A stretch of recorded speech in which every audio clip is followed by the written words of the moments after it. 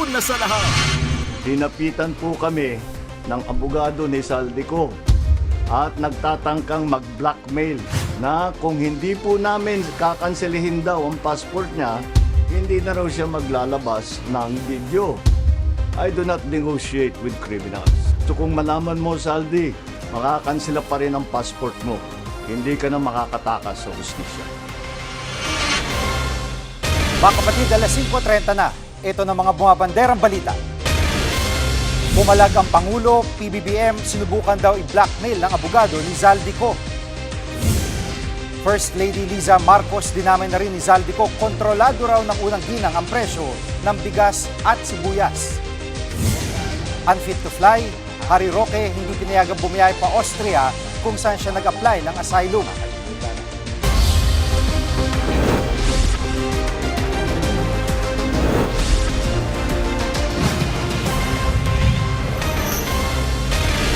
Isiniwalat ni Pangulong Bongbong Marcos na sinubukan daw siyang i-blackmail ng abogado ni Zaldico.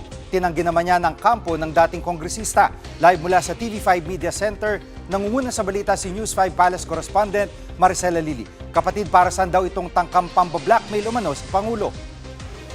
Alam mo, Gigi, dun sa video message na ibinigay sa atin ng Malacanang ni Pangulong Bongbong Marcos, sinabi ng Pangulo na tinangka ng abogado ni dating Congressman Zaldico na i-blackmail siya. Ang hiling daw nila, kung gusto nila, na itigil na ni Zaldico yung sunod-sunod na paglalabas ng video kung saan ilang beses niyang idinawit si Pangulong Bongbong Marcos at maging ang pamilya nito doon sa kanyang video. Kung gusto raw na matigil yung paglalabas ng video na yan, ang dapat daw gawin ng Pangulo ay huwag nang ituloy yung pagpapakansela ng pasaporte ni Zaldico. Balikan natin yung mga sinabi ni Zaldico patungkol sa Pangulo kasi matatandaan natin na minsang binanggit ni Zaldico ang Pangulo na kumikickback daw mula doon sa ipinilit na budget insertions dito sa nakalipas na national budget. Of course, itinanggi na yan ng Pangulo at hinamon pa nga niya noong katatapos lamang na press briefing ni PBBM kamakailan na mas maigi kung umuwi na lang dito sa Pilipinas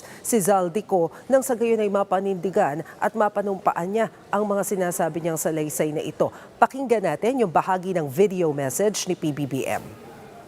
I do not negotiate with criminals. Kahit maglabas ka na ng video ng lahat ng kasinungalingan mo na pag-destabilize sa gobyerno, gusto kong malaman mo, Zaldi, makakansela pa rin ang passport mo. Hindi ka na makakatakas sa hustisya. At Maricel, anong naging reaksyon ng kampo ni Zaldico sa ibinunyag ng Pangulo? Ngayong hapon, Gigi, nag-text sa atin ang legal counsel ni Zaldico na si Attorney Roy Rondain at pinabulaanan niya itong mga akusasyon na binitawan ni Pangulong Bongbong Marcos. Ang sabi ni Attorney Rondain, wala raw itong katotohanan, wala daw siyang kinausap na kahit na sino mula sa gobyerno para ipatigil ang pagpapakansela ng pasaporte ni Zaldico. Bukod dyan, wala rin naman daw siyang kontrol doon sa paglalabas ng mga video message ni Zaldico. Pero madagdag ko na rin lang, Gigi, doon sa video message kasi ni PBBM, maliban dyan sa pagsisiwalat niya na nagkaroon ng blackmail, etong kampo ni Zaldico para mapakansela o hindi matuloy yung pagpapakansela ng kanyang passport, nagbigay din ng update si PBBM tungkol doon sa ongoing investigation dito nga sa mga sinasabing anomalya sa flood control projects. At kanina sinabi niya na nakapag-issue nga daw yung Anti-Money Laundering Council ng 2 freeze order para maipa-freeze yung mga assets na may kinalaman dito sa sinasabing anomalya. Sa kabuuan, nasa 12 bilyong piso na raw yung halaga nitong mga frozen assets na ito. Kabilang na rin dyan yung mga air assets ni Zaldico na may kabuuang halaga na 4 billion pesos. At Maricel, naglabas ng bagong video si Zaldico at may aligasyon siya laban kay First Lady Liza Marcos. May reaksyon na ba Malacanang dito? Wala pang reaksyon tungkol dyan ng Malacanang, Gigi. Pero tama ka, pagkatapos lamang ilabas ni Pangulong Bongbong Marcos yung kanyang video message, nag-post din ng video message itong si Zaldico sa kanyang mga social media pages. At sa pagkakataong ito, si First Lady Liza Araneta Marcos naman ang kanyang idinawit. Sinabi dito ni Zaldico na malaki daw ang kontrol ng unang ginang dito sa rice importers. Kaya nga daw, kung ito daw ay pagbabasihan doon sa report na nakita nila na hawak ni Agriculture Secretary Francisco Chu Laurel. Kaya nga daw nung tumaas ng husto yung presyo ng bigas, siya pa raw mismo ang nagsuggest kay dating House Speaker Romualdez na dapat imbestigahan. Pero tumawag daw itong si Congressman Sandro Marcos, kinausap daw si dating House Speaker para ipatigil itong investigasyon na ito. Napagsabihan pa nga daw si Secretary Chu Laurel na bakit nadidiin pa si FL dito sa usapin ng rice smuggling. Hindi lang yan, Jiggy, dahil ang sinasabi rin ni Zaldico, maging yung importation daw ng sibuyas na dawit. Etong si First Lady Liza Marcos, malaki rin daw ang impluensya dyan ni FL kung bakit hindi natuloy ang investigasyon ng 2022 dahil mismong kapatid daw niya na si Martin Araneta ang involved dito. Jiggy?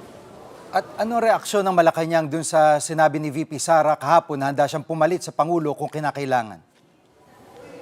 Yes, Jiggy. Ang ginawa ng Malacanang dyan, ibinalik niya ang tanong sa taong bayan. Ang sabi, ready na daw ba ang mga tao para sa mas marami pang Mary Grace Piatos? Si Palace Press Officer Undersecretary Claire Castro ang nagbanggit niyan.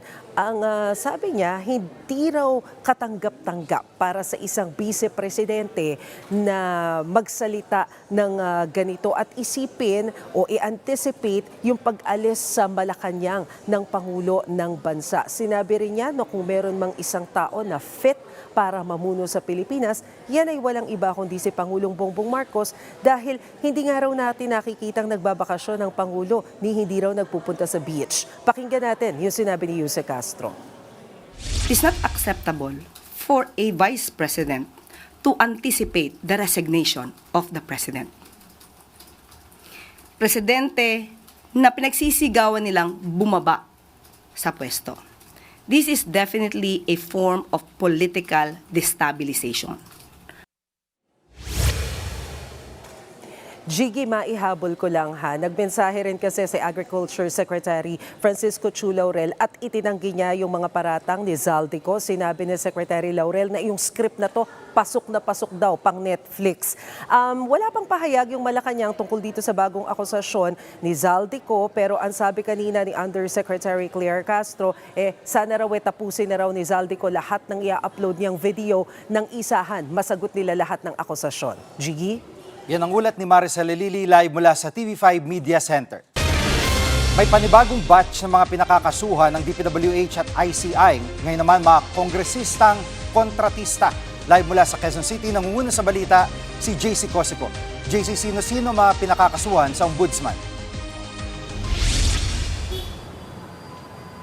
Jiggy, kabilang nga doon sa 8 na contractors. Itong sina dating ako Bicol Party List Congressman Zaldico, CWS Party List Congressman Edwin Garzola, Usuwag Ilonggo Party List Congressman James Ang Jr., Pusong Pinoy Party List Congressman Journey Nisay, Bulacan Congressman Agustina Pancho, Cagayan 3rd District Congressman Joseph Lara, Surigao del Norte Congressman Francisco Matugas, at Tarlac 3rd District Congressman Noel Rivera. Kabilang nga po doon sa mga nirecommend na kaso po sa kanila, itong mga kasong plunder, graft, bribery, gayon din po itong conflict of interest at paglabag nga po sa Government Procurement Act. Ayon po sa ICIA, higit 1,000 na projects, infra projects ang na-award umano sa kanila from 2016 to 2024 at ito raw po ay conflict of interest at kabilang nga Jiggy doon sa mga sinabit ng DPWH at ng ICI sa Ombudsman itong mga kontrata ng mga projects na yan at yung pong mga record mula po sa Securities and Exchange Commission o SEC. Narito po ang pahayag ng DPWH at ng ICI. Members of Congress are barred from having a financial interest directly or indirectly in any government contract, franchise, or special privilege during their term of office. Meron po kaming pinipresentang ebidensya na sila din ay may pag-aari ng mga construction company na merong mga iba't ibang kontrata sa DPWH. At JC, bukod sa 8 na yan, meron pa bang ibang mga contractors silang iniimbestigahan? Jiggy, ayon nga kay Ombudsman Boying Remulla, they're looking at 12 to 15 more na mga contractors. Ayon pa sa kanya, nasa 10% daw ng Kamara ang sangkot umano dito nga sa maanomalyang flood control project or iniimbestigahan po ngayon ng Ombudsman. Kaya po possible next week, makipag-usap daw po itong si Ombudsman Remulla kay House Speaker Bogie D. Narito po ang kanyang pahayag. Madi-disrupt talaga ang Congress dito. These things will hurt a lot. Marami masasaktan dito kasi the book is full of our law is full of statutes that will make people accountable and pay the price, to make them pay the price for their misdeeds. JC, may ginagawa bang hakbang ang Ombudsman para di makalabas ng bansa itong mga nadadawit? Jiggy, nag-request na nga itong Ombudsman sa Bureau of Immigration na maglabas po nitong Foreign Travel Restriction Order against 77 na mga individual na kanila pong iniimbestigahan ngayon kaugnay po dito sa flood control scandal para hindi nga sila makalabas ng bansa. Kung sino-sino po ang mga yan, hindi po pinangalanan po ni Remulla, pero kabilang po dyan ng ilang mga kongresista, senador at contractor, gayon din po ang mga pribadong individual. Jiggy, balik sa'yo. Yan po ulat ni JC Cosico live mula sa Quezon City. Susunod, Harry Roque sa na nga ba pupunta ngayong wala na siyang passport? Diyan lang kayo mga kapatid, dapat una sa lahat.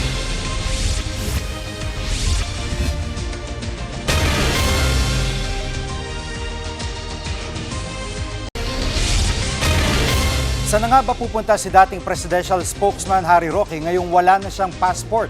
Live mula sa TV5 Media Center, nangunguna sa balita si News 5 anchor Ed Ligaw. Bok, nakapanem niyo sa programang Storycon si Attorney Roque. Ano bang detalye nang hindi niya natuloy na biyahe papuntang Austria? Okay, Jiggy, pag-usapan muna natin kung bakit sa kailangan pumunta ng Austria. As it turns out, mali pala yung bansang pinag-applyan ni Harry Roque ng kanyang political asylum. Tatandaan natin, nag-apply siya ng political asylum sa bansang the Netherlands. Pero if you follow down the Dublin regulations, kailangan ka mag-apply sa bansa where you got your visa or country of issuance ng visa, hindi sa country of first entry. Ang problema, pumasok siya ng Netherlands nung Marso at akala niya doon na siya mag-apply ng kanyang political asylum. Hindi pala ganon. So, as it turns out, hindi raw, ayon sa kanya, hindi raw rejected ang kanyang asylum application. It was only being transferred jurisdiction from Netherlands to Austria. Yan ang kanyang country of visa issuance. Ngayon, dun sa tanong na kung bakit pinababa siya sa aeroplano kasi he was supposed to be flying to Austria for the processing of his asylum. Ang sabi ni Harry kasi napag-alaman ng piloto at ng immigration officers doon na meron siyang medical certificate stating that he is not eligible to fly because of his health condition. Nagpa-opera daw si Harry Roque kamakailan lamang. So binigyan siya ng option, would you want to fly pa rin or would you rather not? So sabi ni Harry, sige, hindi na ako lilipad. I will deplane and let's see from there. So, andyan siya ngayon. In a state of limbo, hindi malaman kung ano mangyayari sa kanya ngayon. Naghihintay siya ng word kung ano ang next steps. In the meantime, andyan siya ngayon pa rin sa Netherlands. Jiggy. At Bok, nung Marso pa nasabi ni Attorney Roque na meron na siyang asylum application sa the Netherlands, bakit ngayon lang ito na-refer ng the Netherlands sa Austria? Well, Jiggy, that was our very same question to Harry Roque. Kasi Marso pa siya nasa Netherlands at pagkatagal-tagal nandun at very high profile siya doon. Tapos biglang pinapalibad siya ng Austria na parang biglang may nagising na sinabing dapat hindi ka nag-apply dito, dapat doon ka nag-apply sa Vienna, kabilang bansa.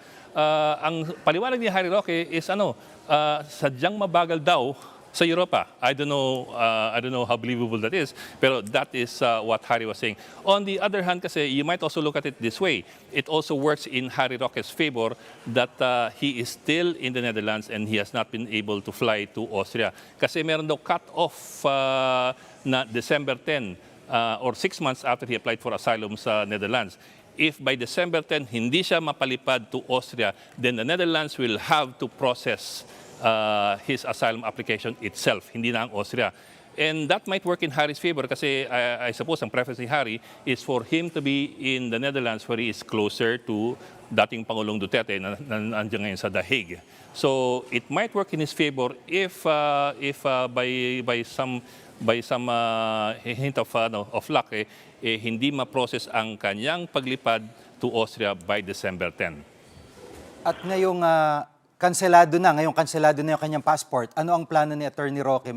Plano ba siyang i-apela ito? Well, ito yun according to Harry Roque, walang epekto ang pagkansela ng kanyang passport ng Philippine government. It is immaterial ayon sa kanya, whether or not he even has a passport.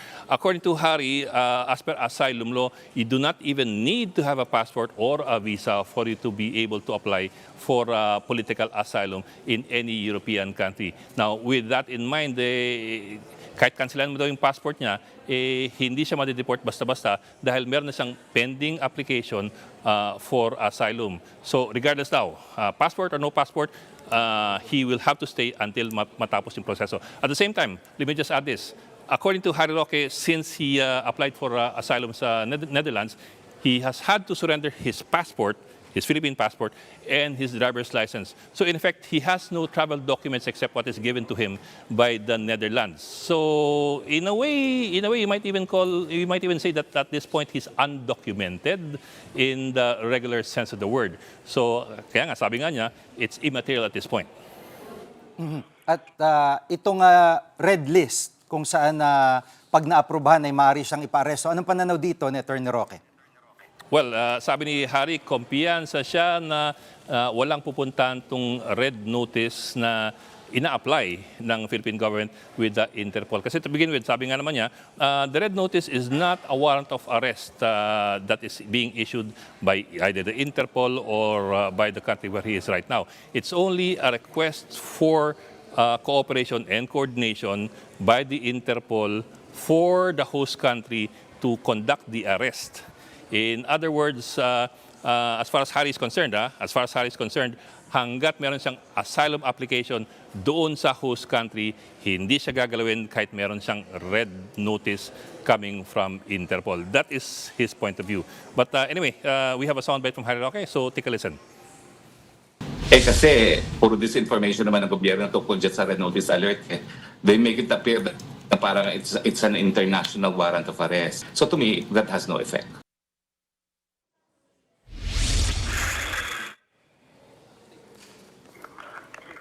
Maraming salamat, Bok Ed Linggao, live mula sa TV5 Media Center. Huwag kayong bibitiw, dapat una sa lahat.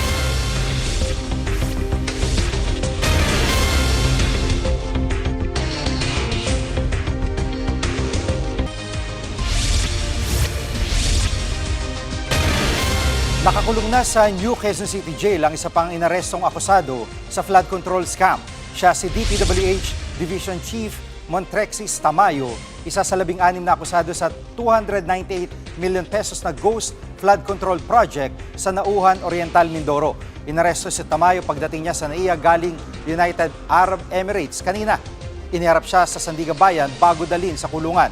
Bukas sa kataktang basahan ng sakdal ang 16 na akusado para sa kasong graft. At sa December 2 naman, sila babasahan ng sakdal para sa kasong malversation. Siyam na sa mga akusadong naaresto habang 7 pa tinutugis kabilang si dating Congressman Zaldico.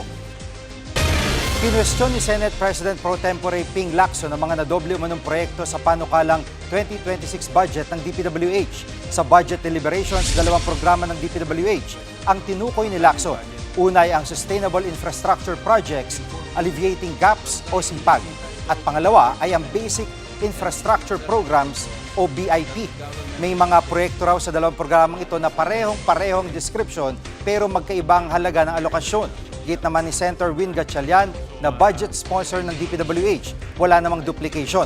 May kaiba raw na phase ng proyekto ang nakapaloob sa dalawang programa. Ito pa, pareho rin to. Under CPAG, meron siyang Rehabilitation of Road Phase 1, Umingan, Pangasinan, 125 million. Tapos, meron pa siyang Rehabilitation of Road Phase 2, Umingan din, Pangasinan, 200 million. Under BIP, paano ma-rectify? Patapos na yung taon. Anong plano natin sa 2026? I-collapse na lang natin ito. Kasi confusing. Maybe this is really designed to confuse Actually, nagkaroon ho kami ng cleansing after the hearing. In fact, twice ho tayo nag-cleansing. Based po sa aming records, wala naman pong parehong project for the CPAG and the BIP. Kami ang inyong mga kapatid sa Balitan at Public Service. Dapat una sa lahat. Abangan niyo po ulit kami bukas dito sa TV5, 1PH, RPTV, True TV at 105.9 True FM.